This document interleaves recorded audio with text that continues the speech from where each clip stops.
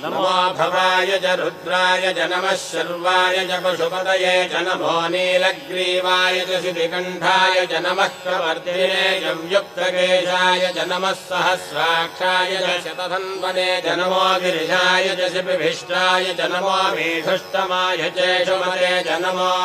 ह्रस्वाय च वामनाय च नमो बृहते च वर्षीयसे च नमो वृद्धाय च संवृद्धने च नमो अग्र्याय च प्रथमाय च नमो आशवे चाजिराय च नमः शीघ्रियाय च शीभ्याय च नमः ऊन्याय चावस्वन्याय च नमः स्रोतस्याय च दीप्याय च